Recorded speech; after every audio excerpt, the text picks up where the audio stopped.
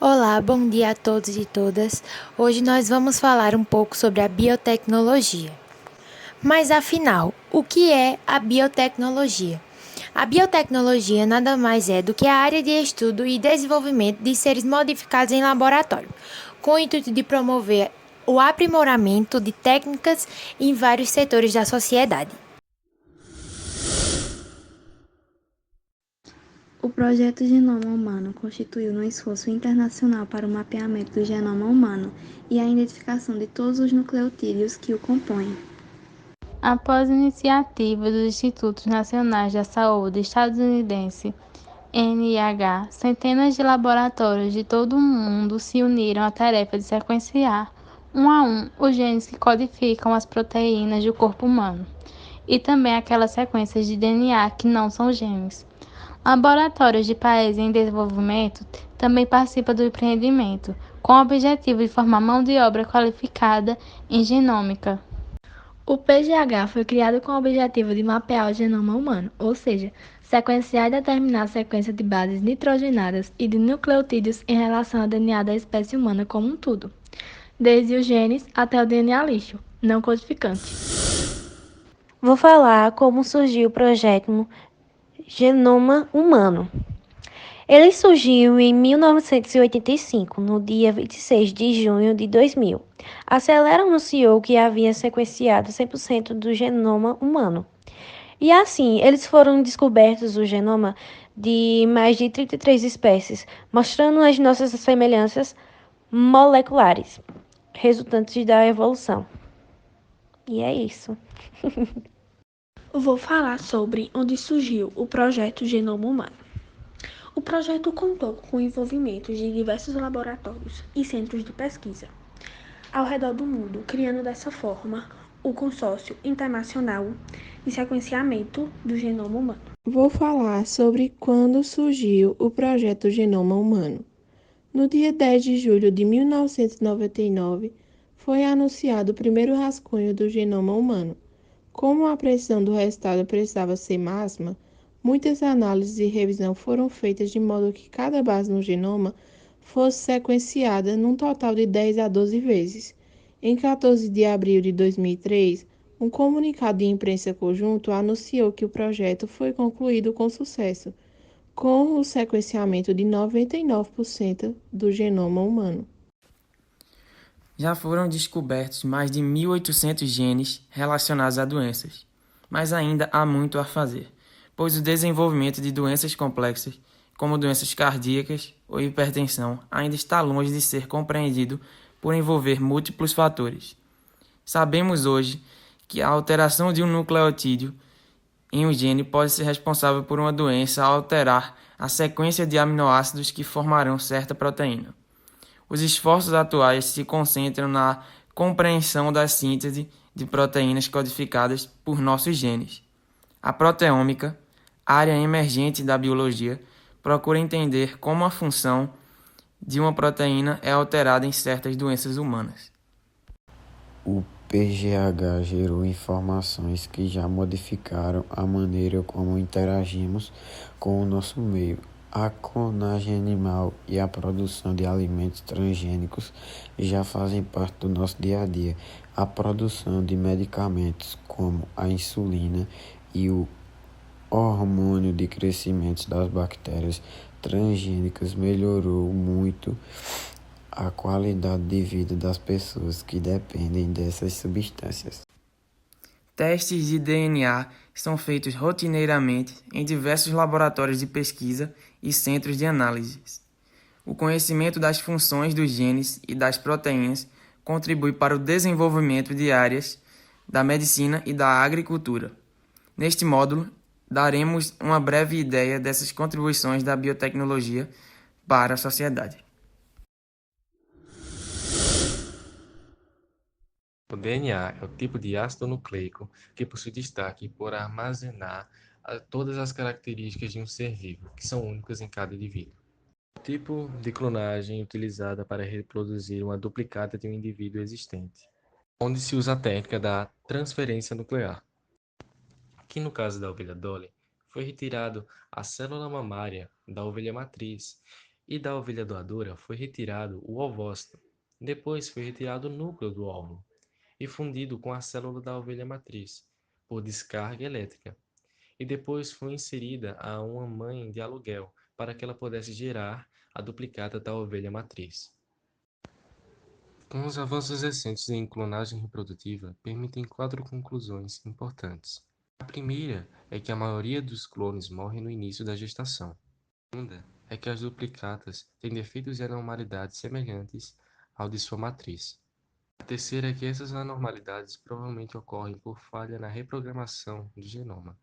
E a quarta é que a eficiência da clonagem é cerca de 10 a 20 vezes maior com células embrionárias do que com as outras células. A clonagem é o processo natural ou artificial em que são produzidas cópias fiéis de outro indivíduo, ou seja, a clonagem é o processo que formará um clone. Os clones originam-se a partir de uma única célula, apresentando assim as mesmas características do seu progenitor. Na natureza, a clonagem ocorre em processos como a reprodução assexuada, tanto de animais quanto de vegetais, bem como na formação de gêmeos idênticos, univitelinos. A clonagem na sua forma artificial é induzida em laboratório. O caso mais emblemático foi o da ovelha Dolly. Existem diferentes tipos de clonagem: clonagem natural, clonagem de genes, clonagem reprodutiva e clonagem terapêutica. A clonagem reprodutiva é pretendida para produzir uma duplicate de um indivíduo existente. É utilizada a técnica chamada de transferência nuclear, que baseia-se na remoção do núcleo de um óvulo e substituição por um outro núcleo de outra célula somática.